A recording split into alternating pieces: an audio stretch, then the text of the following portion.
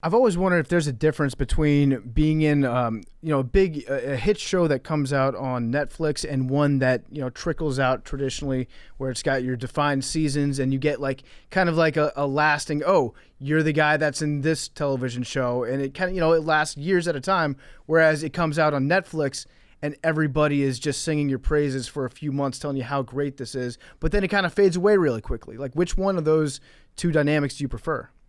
Wow. I never thought I wonder if that's going to change how people, wow, because with TV, it's with what you said, TV that comes out like an episode a week over a number of years, you kind of develop and grow with the character and you grow with people's reactions to it. Yeah. But with a Netflix or Hulu series where you shoot the whole thing and they just, here's the whole series, you have kind of made, yes, you still develop the character and you shoot it over, however months it takes to shoot it.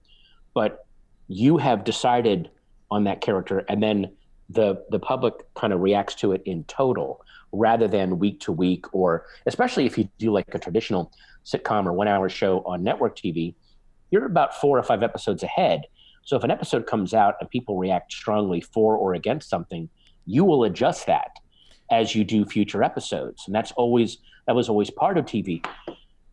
I never thought of it that way. I wonder if there's probably younger actors coming up that will never understand that process. Right. I gotta imagine it's a good thing to be able to react to your audience a little bit and see what works. Like, I don't know, was there a time in your career, like one of the characters that you were playing where you did adjust what you were doing? I do remember very clearly the first couple seasons of King of Queens. I was just not a trained actor and I was really, really floundering and I wasn't able to figure out how to make the character funny. And then so in between seasons 2 and 3, I started working with an acting coach and had a friend come and read lines with me and really, really work on like what to do with the scenes and maybe mess around. And I would like rewatch the episodes, especially to watch people like Kevin James and Jerry Stiller, who are so amazing.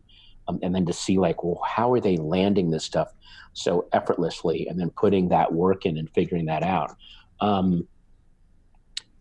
Wow, that's a really good area to explore, because also what's happened is, yes, it's a good thing to adjust, but sometimes it's a bad thing if all you're doing is chasing the audience's approval. Right. You can miss the opportunity to develop your character in a unique way that at first people don't like, and then they go, oh, wait a minute, that's amazing, which some of these Netflix and Hulu shows allow the actors to do without them.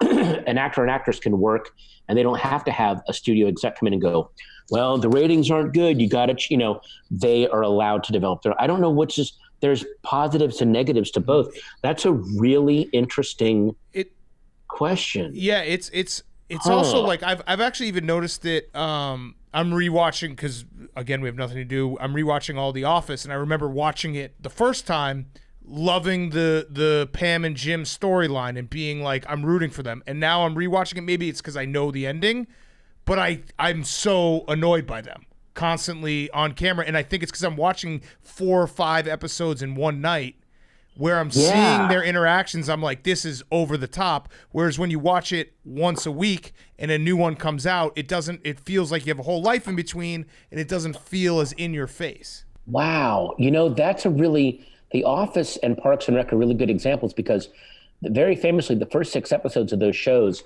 the tones are so different than the rest of the series. Yes. They tried to be, everyone was a little meaner and negative, and because they were trying to emulate Ricky Gervais, and they learned very quickly, people don't like this, and they adjusted those shows, especially Parks and Rec.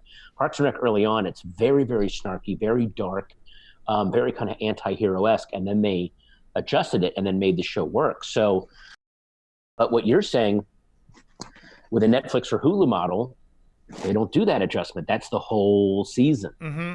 And sometimes if you shoot a show, you're in a bubble where you're on set going, God, this is so brilliant. But what you think is so brilliant, when you put it in front of an audience, you're just like, I don't get this. Have you ever had a moment where you've been part of a project and in the moment you're like, this is awesome, and then you yourself watch it back and be like, ooh, that I would have done something differently here? Yeah, there's been a couple of things, and I don't want to name them because some of them are done by friends of mine and some of them have friends of mine in it. But yeah, there's been a couple things, a couple movies, a couple TV episodes that I've been in where I'm like, this decision I'm making is pretty cool. And then when you see how people react to it, you're like, oh, Right. yeah, I might have been a little self-indulgent there. Or something that we did on one day, but then fit in a bigger context just doesn't work, and you got to lose it. And it's heartbreaking when that happens. But Yeah. it happens. It's part of the risk, but it's also part of the fun at Yeah. the same time. Yeah. Do you have any problems writing a character and then turning it over to somebody else? No, in fact, I like when I write a character that, there's a series that I produced and co-wrote for Hulu coming out later this year called MODOK, and it's all voiceover. It's animated, and seeing characters that we wrote and developed, and then seeing how people interpreted them with voiceover and took them different ways is fascinating, and it's so cool to watch. That's always fun for me. I always love that. People bring something new.